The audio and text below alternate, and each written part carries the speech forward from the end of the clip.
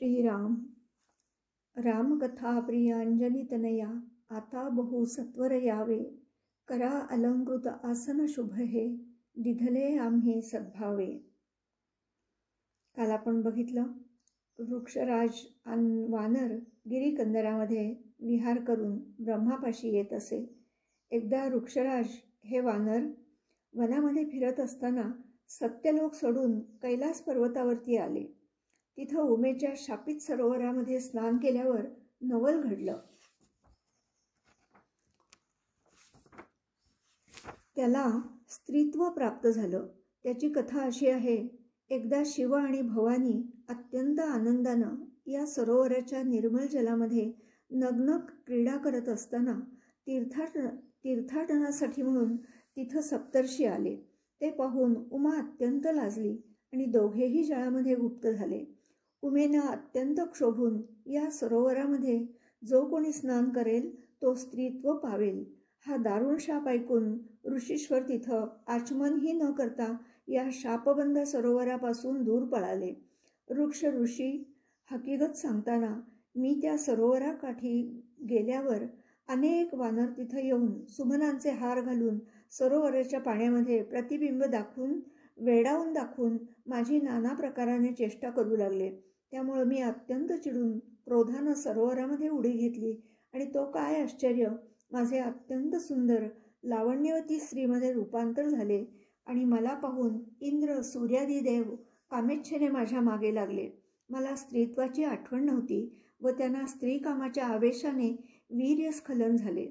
इंद्राचं वीर्य केशा म्हणजे वालवर पडले आणि त्यामुळं अत्यंत बलवान असा वानर जन्म पावला, तो वाली आहे। आणि सूर्याचे वीर्य म्हणजे ग्रीवा म्हणजे मानेवरती पडले, तो सुग्रीव वानर। अशी दोघांची विचित्र जन्मकथा आहे। वृक्षराज स्त्री वेशातच दोन्ही पुत्रांच्या सह पिता ब्रह्मदेवाकडे गेला। ते पाहून ब्रह्मदेव विस्मित होऊन गेला।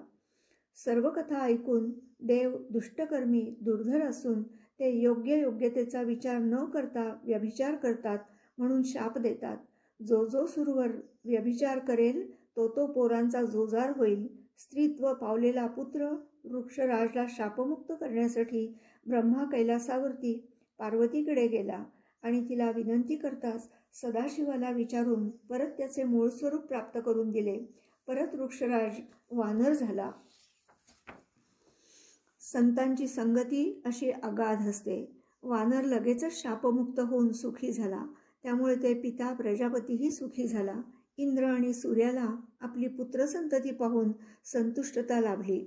इंद्राने आपला पुत्र वालीला पाहून अत्यंत आनंदाने त्याच्या कंठी माला घालून, त्यामुळे वालीला युद्धामध्ये युद्ध करताना 100 वर्ष तहान भूक किंवा कोणतेही श्रम होणार नाहीत म्हणून ती माळ गळ्यात घातली। या मालेच्या प्रभावानेच दुंदुभीचा वध झाला। माळेच्या बलाने जो म्हणून युद्धासाठी सन्मुख येतो तो विन्मुख होतो व वाली सदा विजयी होतो। त्यामुळे सुग्रीव सदा तळी राहतो। ही माला इंद्राला वृत्रासुराचा वध करताना मोठा विजय प्राप्त व्हावा म्हणून कश्यप ऋषींनी ही अत्यंत सामर्थ्यवान माला इंद्राला आणि त्याने पुढे वालीला दिली।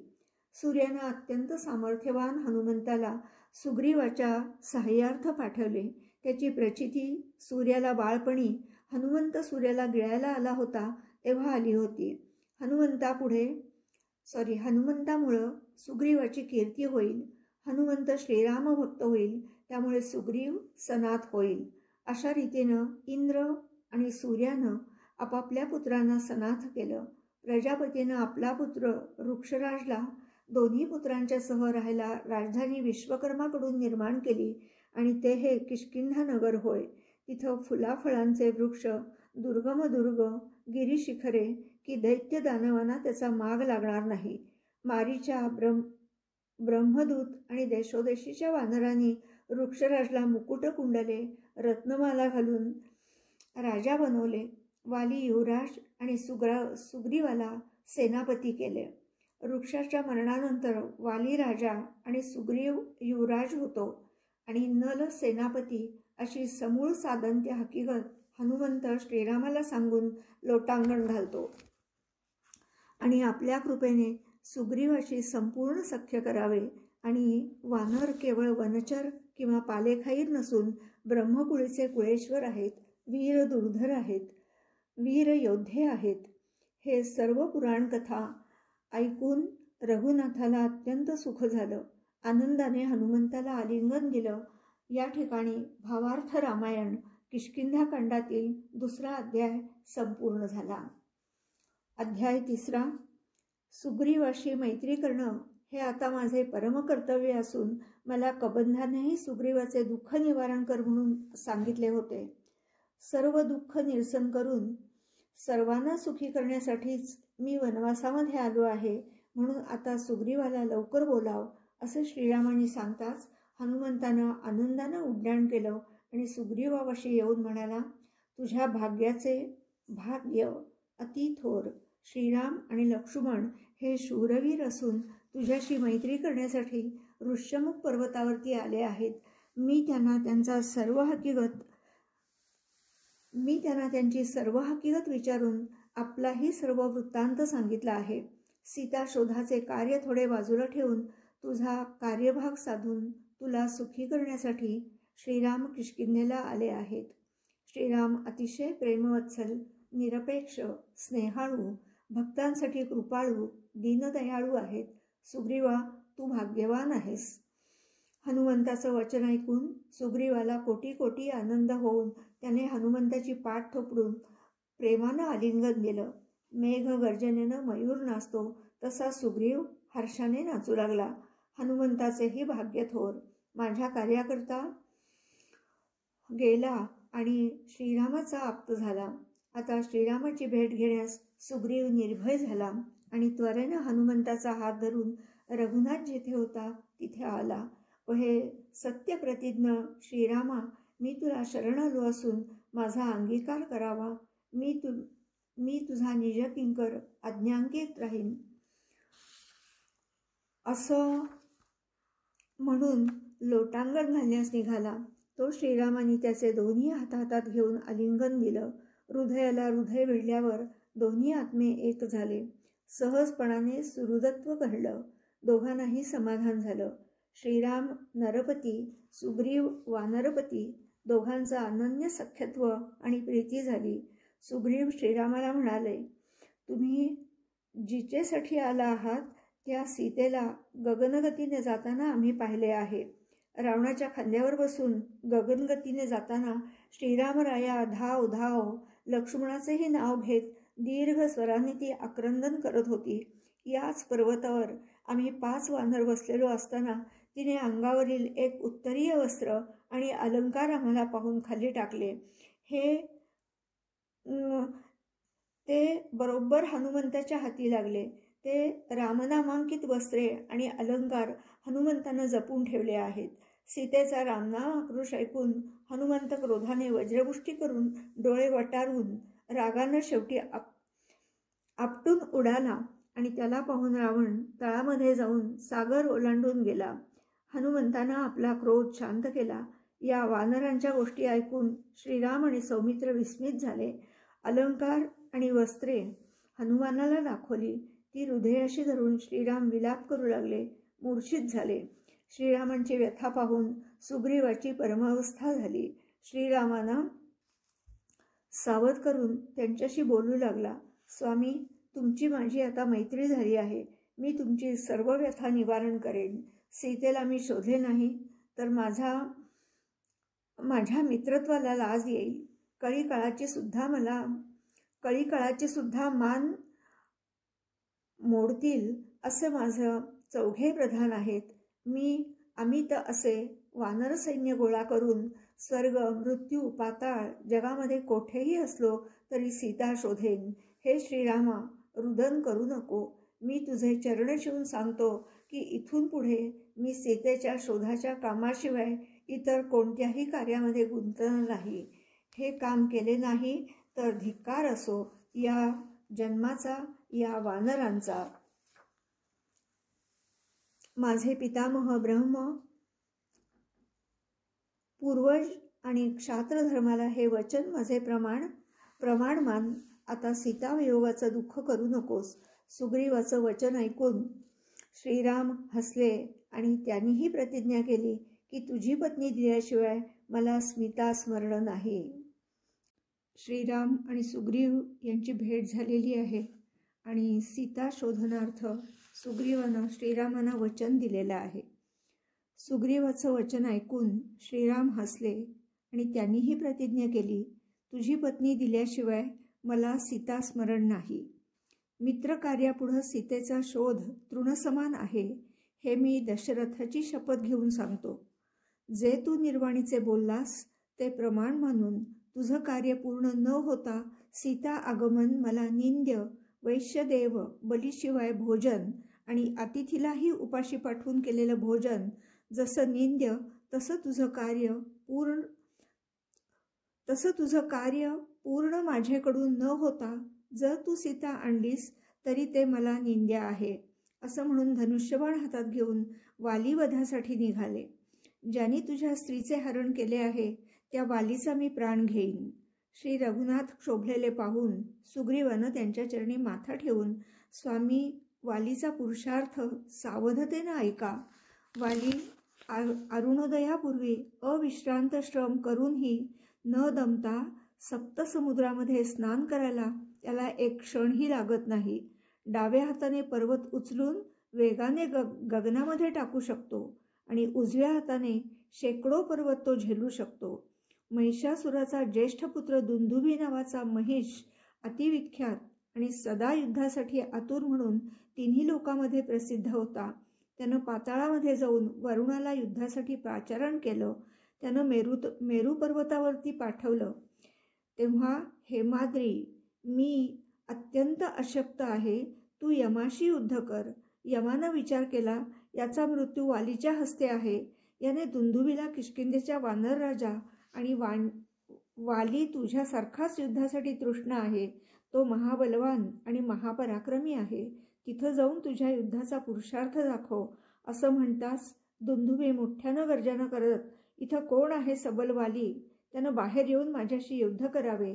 मी त्याचा नाश म्हणजे रांगोळी करेन. तो वाली रागाने भुभुक्कार करत उड्या मारत दुंदुभी सन्मुख आला. वालीचा भुभुक्कार ऐकून दुंदुभीला कानठळीच बसली. वालीला मुष्टिघात करायला गेला. तो त्याचा एक हातच उखळला. त्या धाकानं वनात तो पळाला. तिथं जाऊन वालीनं त्याला थपडा देताच अशुद्ध रक्त ओकून त्याचे प्राण तत्काळ निघाले. दुंदुभीचा कैलासप्राय प्रचंड देह फक्त वाली आणि सुग्रीवच उचलू शकत होते आणि तिसरा कोणी जो या देहाला उचलू शकेल त्याच्या हातून वाली मरेल असं भाकीत मातंग ऋषीश्वरांनी केलेलं आहे. असा विख्यात वाली आहे. अजूनही त्याचा पुरुषार्थ ऐक. वाली एकदा अनुष्ठानाला बसला असता त्याला विक्षेप करायला रावण आला आणि आपल्या 20 भुजा पसरून आवळू लागला. तेव्हा वालीनं आपल्या डाव्या हातानं 20 भुजांच्या सकट रावणाला काखेमध्ये आवळला आणि अनुष्ठानाला विक्षेप आला म्हणून रावणासकट सप्तसागरामध्ये आंघोळीला गेला. रावणाच्या नाकातोंडामध्ये पाणी जाऊन तळमळू लागला. कासावीस झाला. आपल्या काखेमध्ये रावण आहे हे वाली विसरूनच गेला. घरी आल्यावर आवडीनं अंगदास उचलण्यास गेला. तो काखेतून रावण पडला आणि वालीने 10 मुखांच्या सकट खेळणं म्हणून अंगदाच्या पाळण्यावरती त्याला बांधला. अंगदाचं धारोष्ण मूत्र रावणाच्या मुखामध्ये पडत होतं आणि सर्व वानर त्याला चिमटे काढून चिडवीत होते. पौलस्तीने रावणाला सोडण्याची विनंती केली तेव्हा त्याच्या काजळाचे काळे तोंड करून मुकुट हिरावून पाठवलं. वाली आणि मी सुग्रीव समबळी समान शक्तीचे आहोत, पण कश्यपाच्या मालेमुळे तो सदा विजयी होतो. तेव्हा श्रीराम म्हणाले, कश्यपाच्या वरदानामुळे त्याला सन्मुख होऊन न मारता लपून मारावे आणि आपले मित्रकार्य साधावे. श्रीराम म्हणाले, दुंदुभीचे कलेवर उचलणारा मी तिसरा डाव्या हाताच्या अंगठ्याने उचलून विषम असे सप्तताड एका बाणामध्ये छेदीन आणि हे तालवत कोठे आहे ते मला दाखव. असे म्हणून श्रीरामांनी धनुष्याला हात घातला.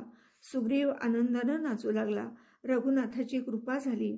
या ठिकाणी भावार्थ रामायण किष्किंधाकांडातला सुग्रीव सख्य निरूपण नाम अध्याय 3 संपूर्ण झाला. अध्याय 4.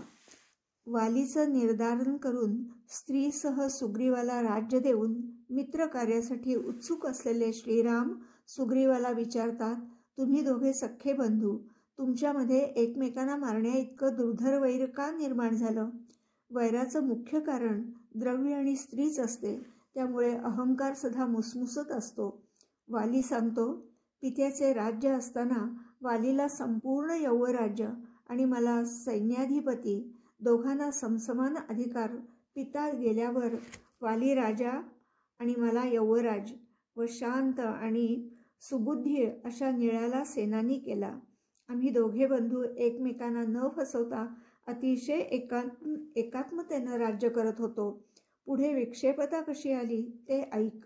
दुंदुभीचा पुत्र मयनामा महासूर पित्याचा सूड घेण्यासाठी वालीशी युद्ध करायला आला. वालीच्या आरोळीच्या भयानेच तात्काळ गुहेमध्ये पळाला.